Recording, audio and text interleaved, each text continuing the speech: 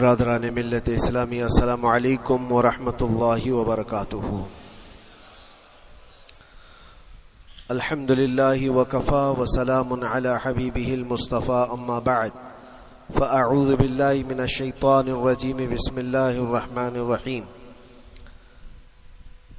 ارأیت من اتخذ الہہ ہواہ افانت تکون علیہ وکیلا ام تحسب ان اکثرهم يسمعون او يعقلون انهم الا كالانعام بل هم اضل سبیلا۔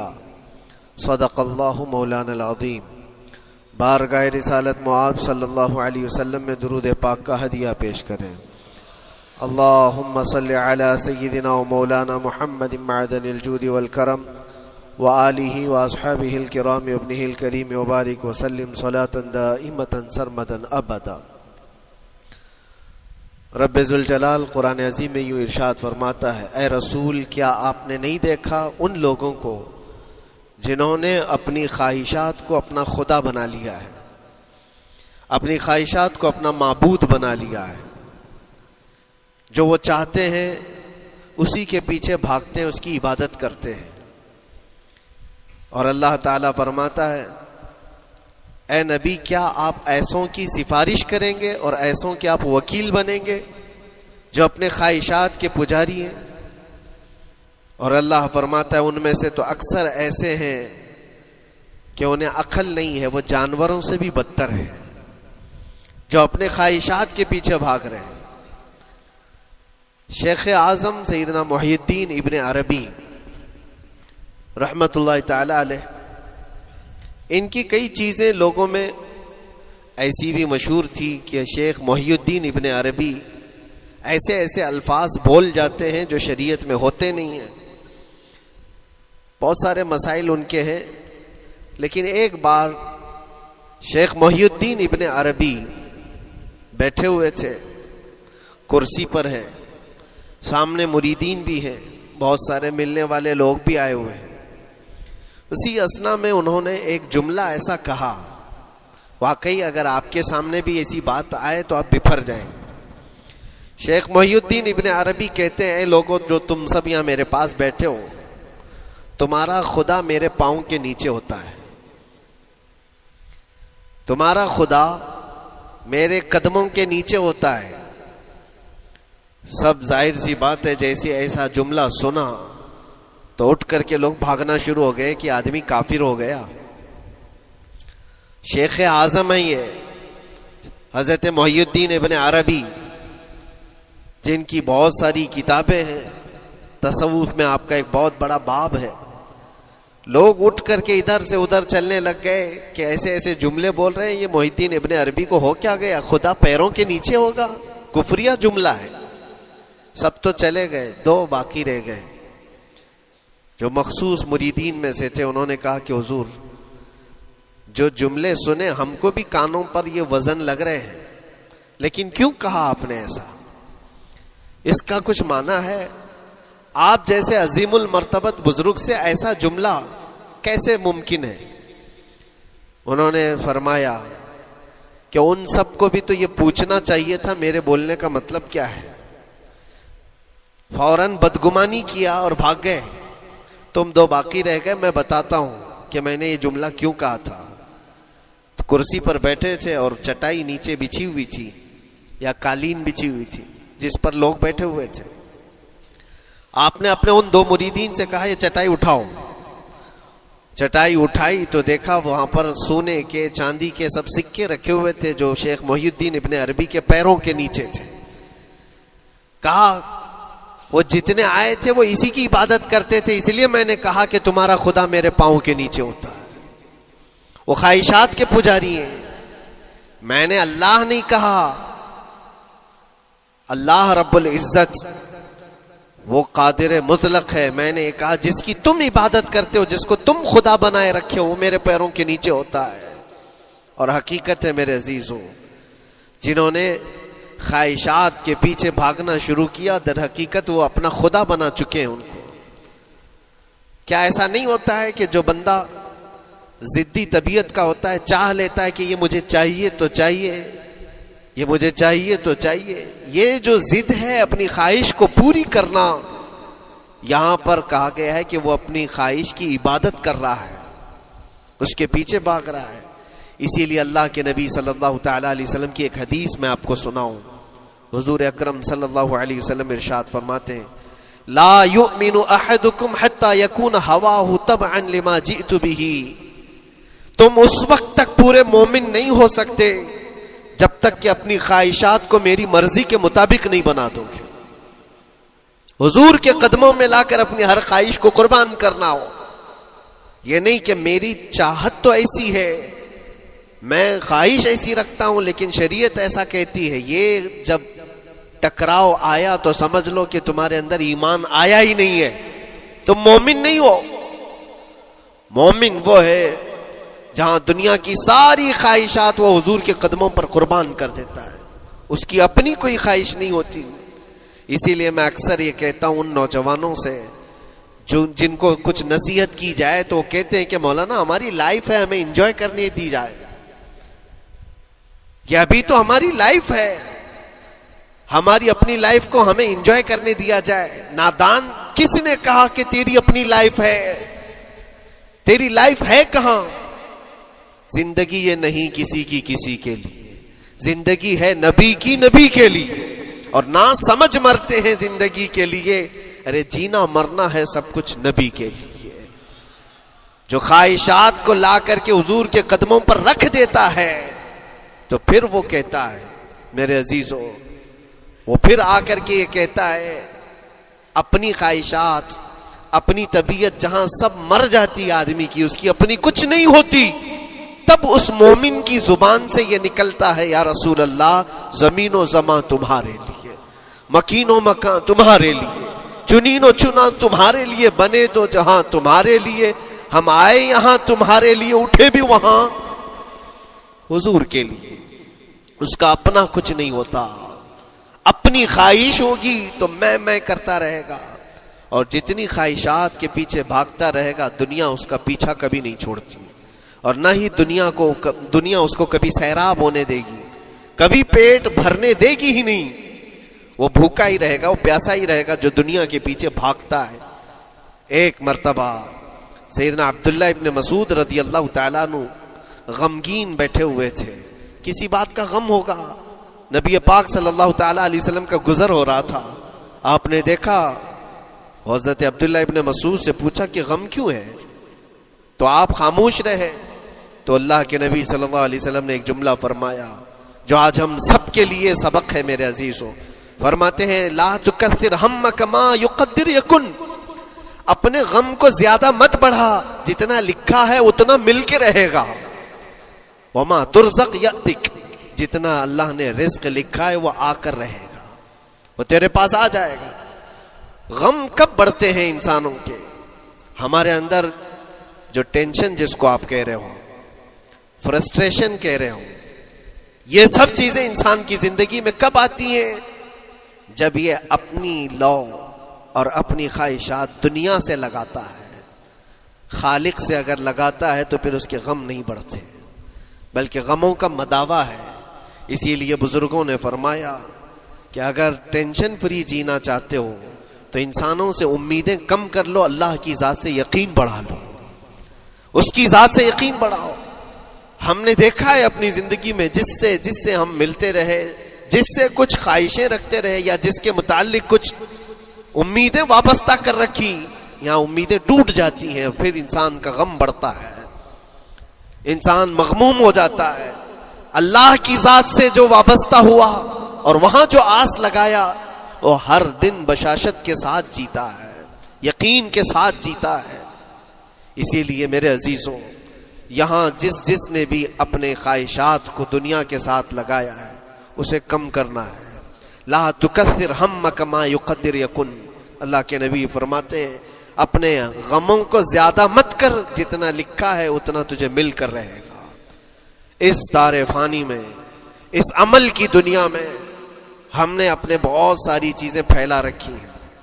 ایک چیز میں آپ کو بتاؤں کہ کبھی کبھار میں دیکھتا ہوں موبائل کو، اب سب کے ہاتھوں میں موبائل ہے، اور کبھی کبھار یہ اسٹک بھی ہوتا ہے.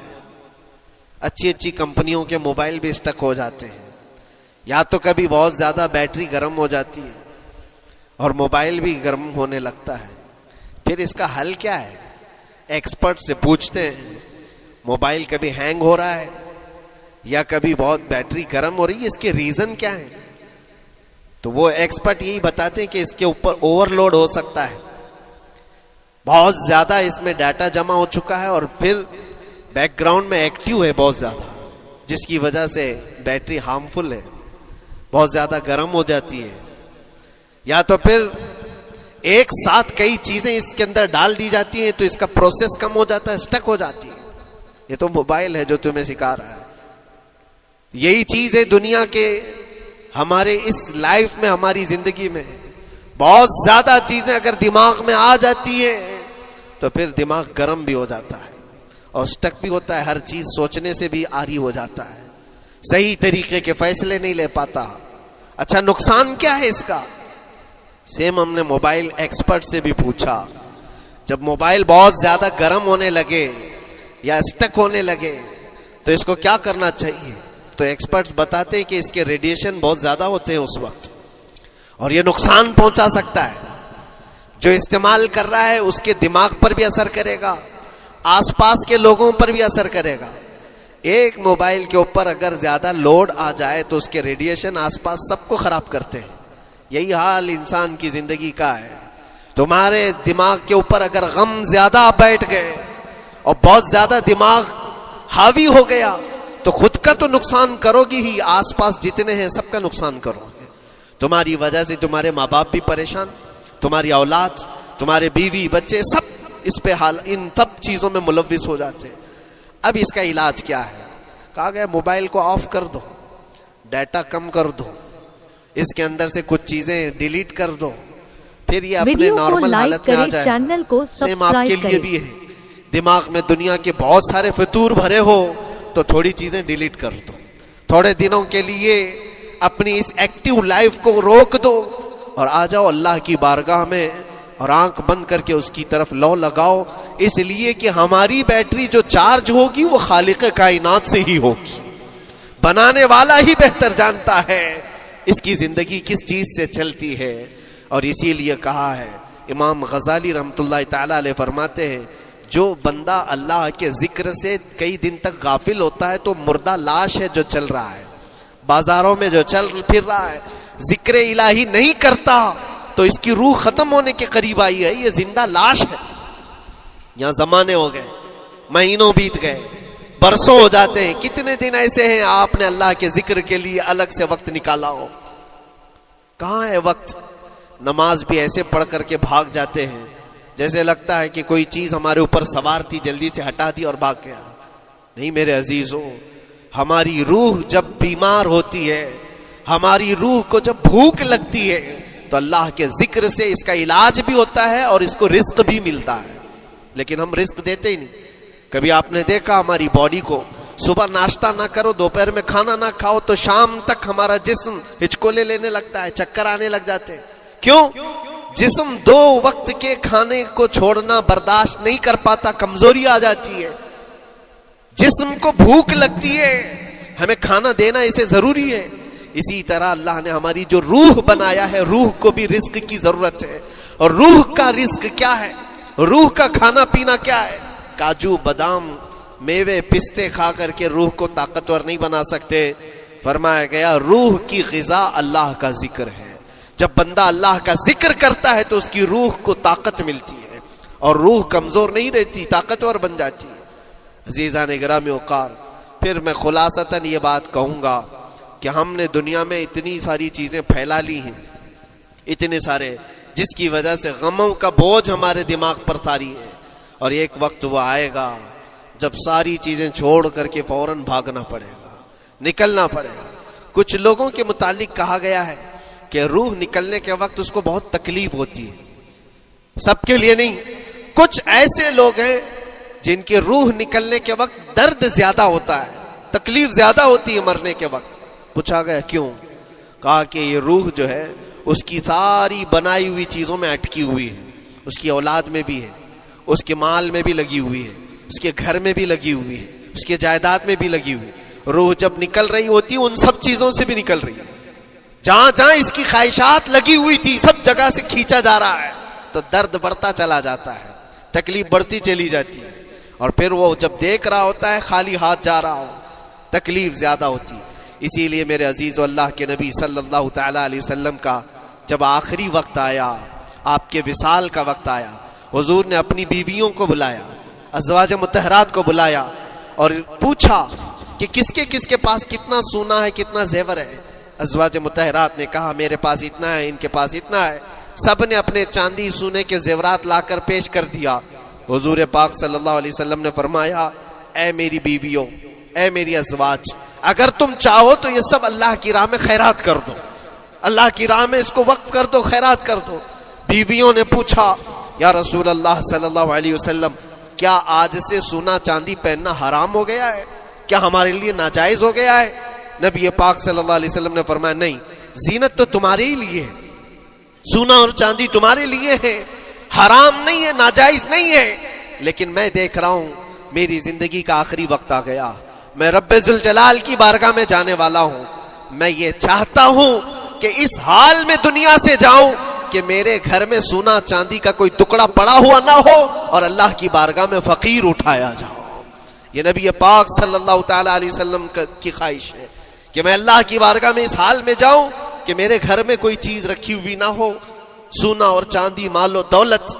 کیونکہ میرے عزیزو اسی سے اندازہ کرو انسان اپنی خواہشات میں اتنا گھر جاتا ہے کہ اس سے نکلنا اس کے لیے مشکل ہوتا ہے، اور روح نکلنے کے وقت یہی تو تکلیف ہوتی ہے کہ کہاں کہاں کیا کیا بنایا تھا، کتنا جمع کیا تھا، حساب کرتے کرتے اس کی روح نکل جاتی ہے۔ ہم نے دیکھا ہے، میں اپنا ایک تجربہ بتاتا ہوں، عمرہ سے ہم واپس آ رہے تھے، 40 لوگوں کا قافلہ تھا، ایئرپورٹ پر پہنچے، بہت تاخیر ہو چکی تھی اور فلائٹ کا وقت بہت کم رہ گیا تھا، اور حاجی لوگ ماشاءاللہ جاتے ہیں تو خوب بھر بھر کر کے سامان بھی لیتے ہیں، کیا کیا سامان تھے سب کے پاس، اور ہمارا بار بار جانا آنا ہوتا ہے، میں کبھی کوئی زیادہ چیزیں رکھتا نہیں۔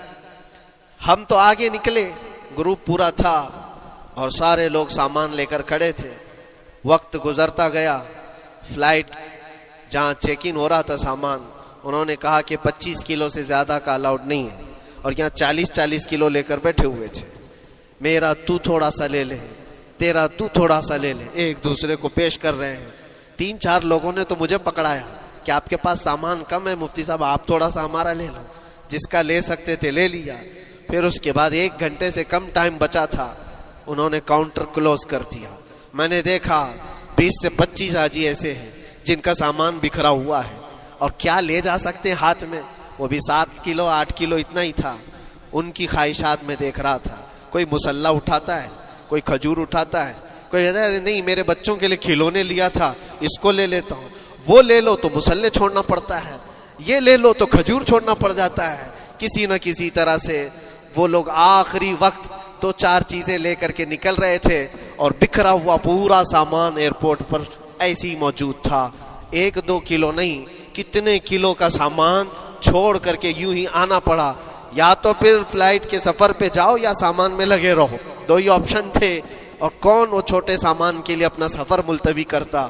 واپس آئے، حسرت بھری نگاہوں سے دیکھتے رہے اپنے سامان کو، اور پھر اندر آ کر جب بیٹھے میرے ذہن میں یہ بات گونجنے لگی، یہی حالت ہوتی ہوگی جب انسان دنیا سے جا رہا ہوتا ہے، جب یہاں سے رخصتی کا وقت آتا ہے اور ملک الموت سر پر آ کر کھڑا ہو جاتا ہے، روح نکلنے کے لیے بھی تھوڑا سا وقت باقی ہے، بس منٹوں میں بھی نہیں رہ گیا۔ جب اس کو نظر آتا ہے، اب یہ سوچتا ہے اتنی نمازیں باقی رہ گئی، اتنی زکوٰۃ بھی رہ گئی، حج بھی تھا، اور بھی کچھ چیزیں کسی کے دینے کے باقی تھے، قرضے بھی تھے، کس چیز کی نصیحت کروں، کس چیز کی وصیت کروں؟ فلاں جگہ ایک گھر خرید کر کے اس کے ڈاکیومنٹ تو وہاں رکھا تھا، بیٹے کو بھی نہیں بتایا، بیٹی کو بھی نہیں بتایا، پتہ نہیں کس کے ہاتھ لگ جائے گا۔ یہ خواہشات گھومتی رہتی ہیں، وہ کسی کو بتا بھی نہیں پاتا، ادھر ملک الموت روح نکال کر نکل پڑتے۔ یہ انسان کی شارٹ لائف ہے، مختصر سی زندگی ہے، جہاں یہ خواہشات دھری کی دھری رہ جاتی ہیں۔ اسی لیے شیخ سعدی نے بہت اچھی بات فرمائی، ایک بادشاہ نے اعلان کیا تھا اپنے وزیروں میں سے ایک کو، اس سے بہت خوش ہوا اور کہا جا آج تجھے میں اتنی جائیداد دوں گا، اتنی زمین، اتنی پراپرٹی دوں گا، جتنا تو اپنے ہاتھ میں ایک لکڑی لے کر گھیر دے گا، جتنی زمین تو گھیرے گا اتنی تیرے نام لکھ دوں گا، لیکن اس کے لیے ایک شرط ہے، صبح یہ لکڑی لے کر تو راؤنڈ مارنا اور اتنا گول سرکل بنانا سورج ڈوبنے سے پہلے تک، جتنی زمین گھیر لے گا وہ پوری تیرے نام پر۔ اس نے سوچا کہ اتنی بڑی زمین میں گھیر سکتا ہوں ایک پورے دن۔ میاں ممبئی والے اچھی طرح جانتے ہیں 4x4 کی جگہ مل جائے تو یہاں کتنی بڑی غنیمت ہوتی، اور اس بندے کو بادشاہ نے کہا لکڑی ہاتھ میں لے لے اور لکیر کھینچ، شام ہونے سے پہلے جتنا کرے گا پورا تیرے نام پر۔ وہ نکلا اور جب لکیر کھینچتے جب چلنے لگا، پیچھے مڑ کے دیکھتا تھا بہت لمبی ہو گئی ہے، اتنی زمین میرے نام پر ہونے والی ہے۔ دوپہر ہو گئی، وہ واپس آنا نہیں چاہ رہا ہے، واپس آ کر کے سرکل پہ ختم تو کرنا ہے جہاں سے شروع کیا تھا۔ سوچتا اور تھوڑا کرتے وہ اثر ہو گئی اس کی۔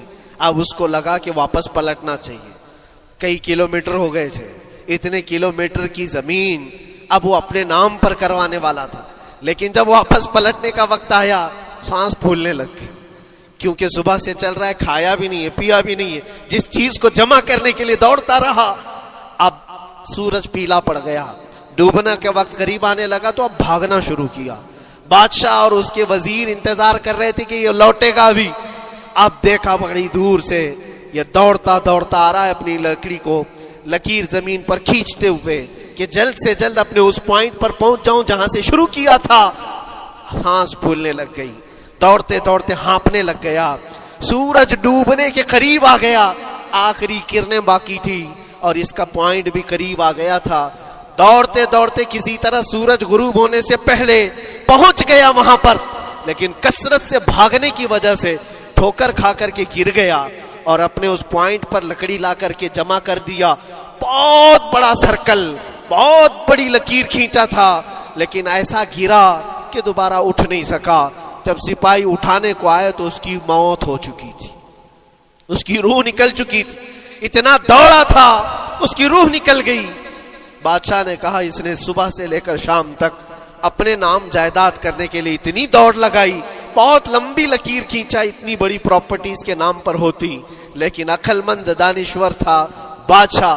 اس نے کہا جہاں یہ گرا ہے وہیں اس کو دفن کرو، اور اس کے بعد اس کی قبر پر لکھا گیا تھا کہ اس کو ضرورت اتنے 2 گز زمین کی تھی، دوڑتا کتنا لمبا رہا، صبح سے شام تک اتنی لمبی لکیر کھینچ لیا، لیکن سونے کے لیے اس کو جو جگہ چاہیے تھی وہ بس اتنی ہی سی تھی، وہ 6 فٹ کی جگہ۔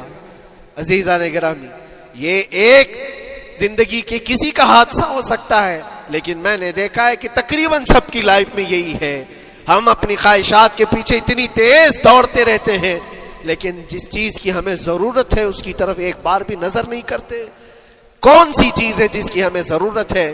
وہ ہمیشہ کی زندگی آخرت کے لیے جو چیز چاہیے وہ اللہ کا ذکر ہے، وہ رب ذوالجلال کی ذات پر یقین اور توکل ہے۔ آج اللہ نے صحت و سلامتی کے ساتھ زندگی دی ہے تو وقت نکالو اور بارگاہ رب العزت میں آ جاؤ۔ میرے عزیزوں، آخری بات عرض کرتا ہوں، خواہشات جہاں ختم ہونی چاہیے وہ کیسی ہے؟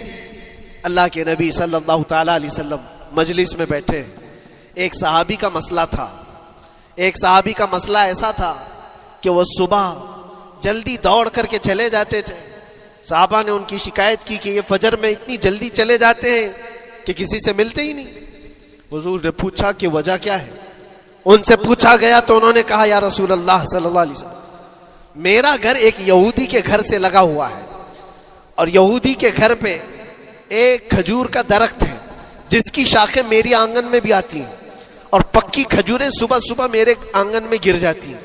میں اس لیے جلدی دوڑ کر کے جاتا ہوں، میرے بچے اٹھنے سے پہلے وہ کھجوریں جمع کر کے میں اس یہودی کو دے دوں کہ کہیں انجانے میں میرا کوئی بچہ وہ کھجور کھانا لے، ہمارے لیے وہ حلال نہیں ہے۔ یہ صحابی رسول کا عمل تھا۔ اللہ کے نبی صلی اللہ علیہ وسلم نے فرمایا اپنے بچوں کو حلال کھلانے کے لیے اتنی فکر۔ عزیزان گرامی وقار، اب سنیے، یہ تو حالات ایسے ہو گئے، یہاں بڑے بڑے درخت ہی نگل گئے، کھجور تو چھوڑے، ڈکار بھی نہیں، حرام چیزوں کے اوپر تو کئی لوگوں کی زندگی آباد. خیر، حضور پاک صلی اللہ علیہ وسلم نے ان کا مسئلہ دیکھ کر کے، ان کی تکلیف کو دیکھ کر کے اپنے صحابہ میں اعلان کیا، کوئی ہے جو اس یہودی کا درخت خرید کر کے میرے اس صحابی کو دے دے، میں اسے جنت میں پورا باغیچہ عطا کروں،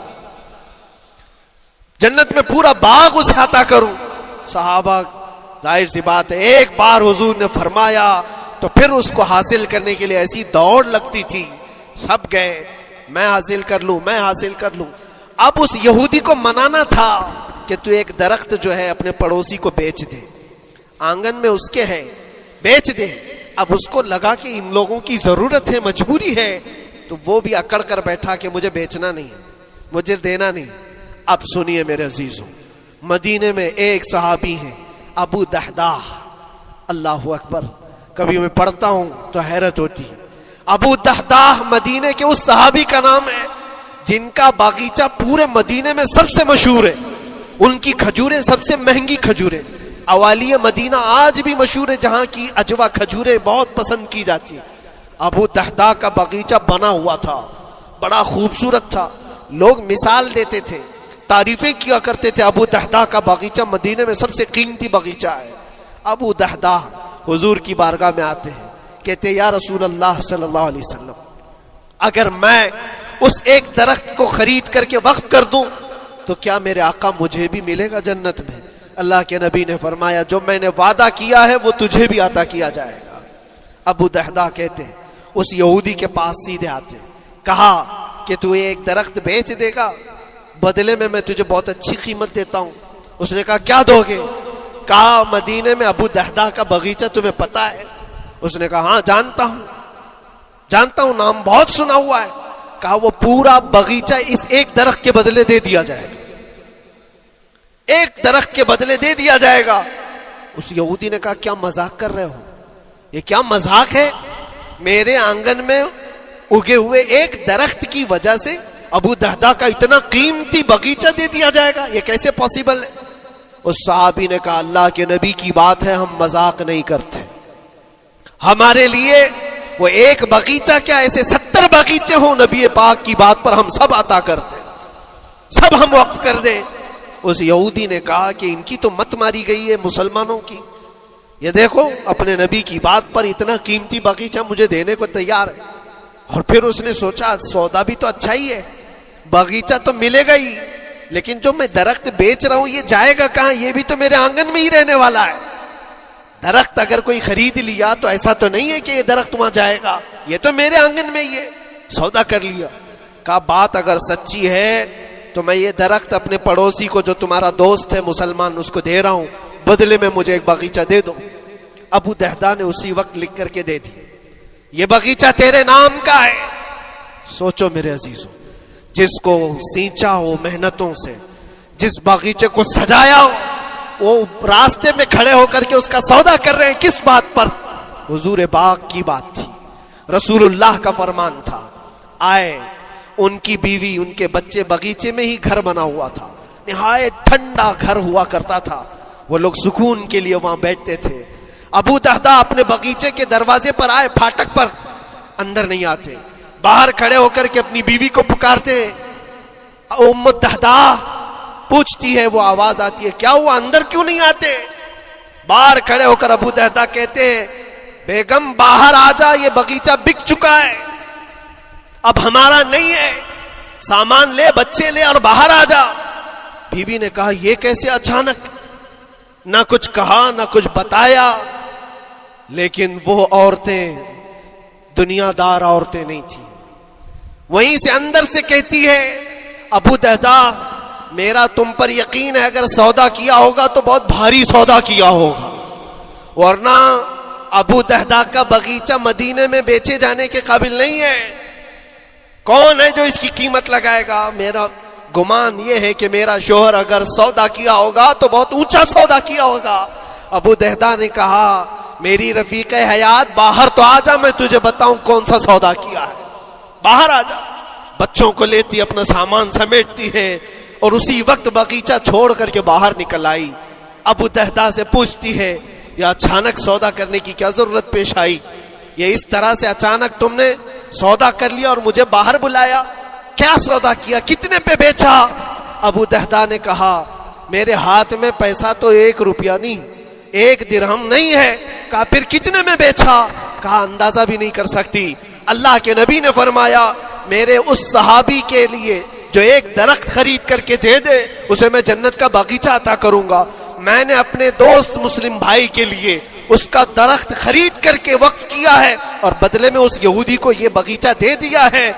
بیوی وہ نہیں تھی جو یہ کہتی کہ مت ماری گئی ہے تیری، گھر بیچ کے آ گیا، فلاں کر کے آ گیا. وہ دنیا دار عورت نہیں تھی. ہاتھ اٹھاتی ہے اور سر پر رکھتی ہے اور کہتی ہے ابو دہدا مجھے تمہارے بارے میں یہی یقین تھا، قسم رب ذوالجلال کی اگر وہ یہودی اس باغیچے پر نہیں مانتا تو ہمارے پاس اور جو کچھ تھا سب دے کر کے ہم نبی پاک کی بات پر عمل کر لیتے. حضور کی بات تھی، وہ یقین تھا، دنیا دے دیا، خواہشات قربان کر دیا قدم مصطفیٰ پر. اسی لیے اقبال نے کہا ہے کہ جو کچھ بھی ہمارے پاس ہے وہ نام مصطفیٰ سے ہے.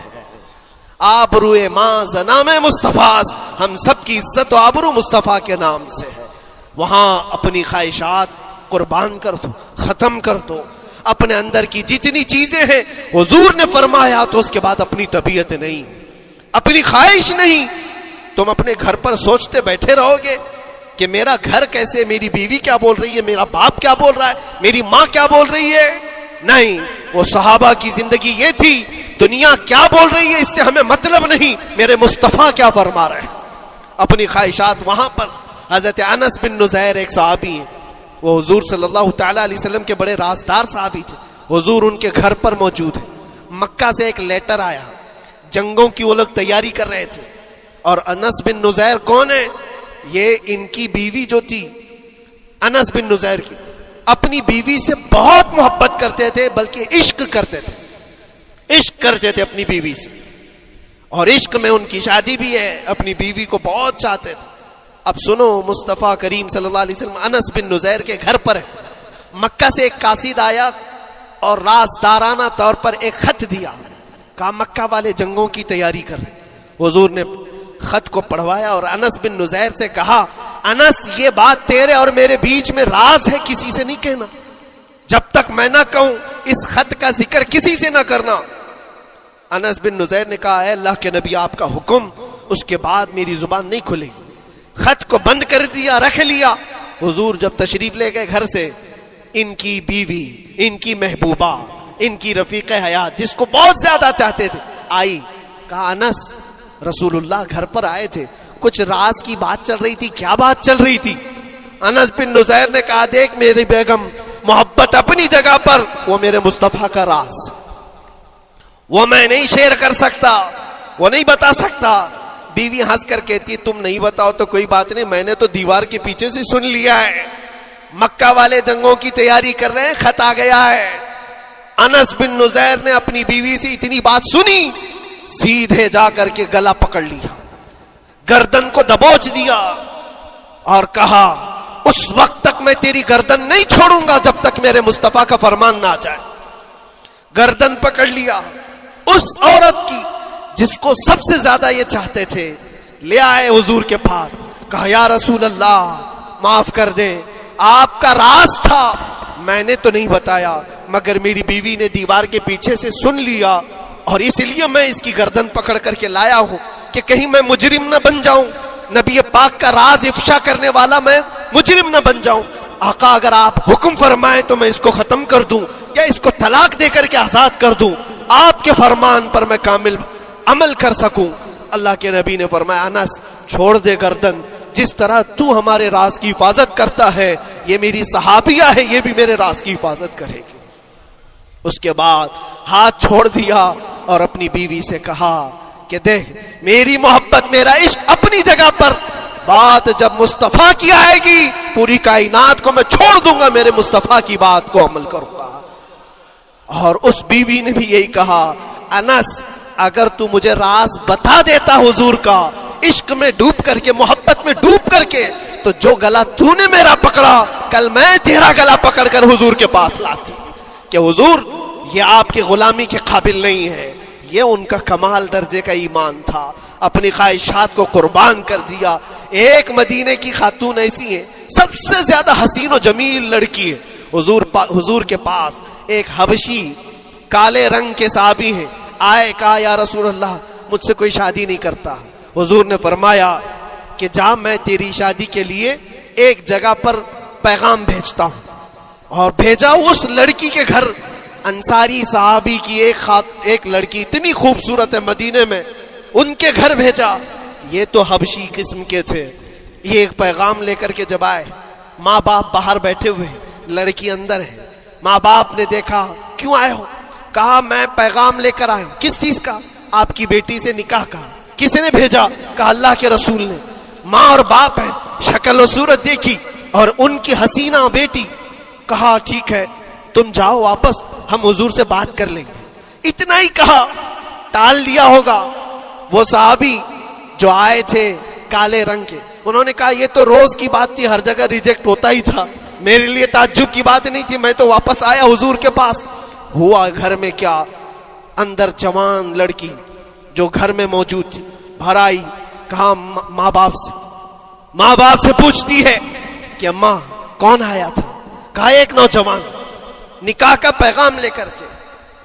اس خاتون نے کہا, لڑکی نے کہا آپ نے کیا کہا؟ کہا ہم بعد میں بات کر لیں گے. کہا آپ کو اندازہ نہیں آپ نے کتنی بڑی خطا کی ہے. اللہ کے نبی کا فرمان آیا تھا اور آپ نے ٹال دیا. میں تیار ہوں اس کے ساتھ نکاح کرنے کے لیے, نبی پاک کا حکم ہے. ماں باپ نے کہا بیٹا تو نے دیکھا ہے, بیٹا تو نے دیکھا جو پیغام لے کر کے آیا تھا وہ تیری میچنگ کا ہے یا نہیں, تو نے دیکھا؟ اس نوجوان نے کہا, اس لڑکی نے کہا میں نے پیغام لے کر آنے والے کو تو نہیں دیکھا, آمینہ کے لال کو تو دیکھا ہے, جس نے پیغام بھیجا ہے اس کو دیکھا ہے. اس کے حکم کے بعد پھر کسی کو دیکھنا بنتا ہی نہیں ہے. وہ دونوں ماں باپ دوڑتے ہوئے حضور کے پاس آئے, اور وہ صحابی ابھی بتا ہی رہے تھے کہ میں ریجیکٹ ہو کر کے آیا ہوں. تبھی ماں باپ بھی دوڑ کر کے آئے. کہا یا رسول اللہ خطا ہو گئی, ہم نے تاخیر کی, آپ کے حکم میں اے اللہ کے نبی ہم راضی ہیں, اپنی بیٹی کا نکاح انہی کے ساتھ کریں گے جن کا پیغام آپ نے بھیجا ہے. کیا اپنی خواہشات کو حضور کے قدموں میں لا کر قربان نہیں کیا؟ لیکن نکاح ہوا بھی. وہ نوجوان عبداللہ اسود نکاح کا ہے, حضور نے نکاح کروا دیا مسجد نبی, اور حضرت عثمان سے کہا کہ ان کو کچھ پیسہ دے دو, مال دے دو, شادی کا سامان تو خرید لے, جہیز لے لے, اپنا گھر سجا لے. ان کو صحابہ نے پیسے دیے, غریب تھے, میں بازار میں جا کر اپنی شادی کا سامان خرید رہے تھے. شام کے وقت اعلان ہو گیا مشرکین مکہ نے مدینے پر حملہ کیا ہے, اللہ کے نبی جہاد میں نکل رہے ہیں. یہ عبداللہ اسود جن کا نکاح مسجد میں ہوا اور رات کو سہاگ رات آج تھی, آج اپنے گھر دلہن لانے والے تھے, جو گھر سجانے کے لیے سامان خریدنا تھا جا کر کے گھوڑا خرید رہے, تلوار خرید رہے, اور اس کے بعد جنگ میں استعمال ہونے والا سامان خرید رہے. سب پیسے خرچہ کر دیے جنگ کے استعمال کے, زیرہ خرید لی, وہ ٹوپی خرید لی لوہے کی, سب خرید کر کے سیدھے میدان جنگ میں آ گئے.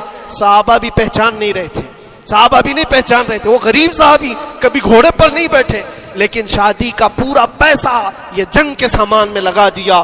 اور جب جنگ شروع ہوئی احد کی, میدان جنگ میں جب صحابہ لڑ رہے تھے, حضور پاک پوچھتے اپنے صحابہ سے, یہ ایک جوان ہے جو پورا چہرہ ڈھکا ہوا ہے, گھوڑے پر بیٹھا ہے, جوان مردی کے ساتھ لڑ رہا ہے, اے میرے صحابہ جانتے ہو کون ہے یہ؟ صحابہ غور سے دیکھتے اور کہتے یا رسول اللہ یہ مدینے کا نہیں لگتا, ہمارے آپس کا نہیں ہے, کہیں باہر سے آیا ہے. حضور نے فرمایا جا کے غور سے دیکھو, اس کی کالی کالی کونیوں سے میں پہچان رہا ہوں, وہ میرا عبداللہ اسود ہے. آج میں نے اس کو شادی کے لیے پیسے دیے تھے, وہ سارے پیسوں سے یہ جنگ کا سامان خرید کر کے لایا ہے.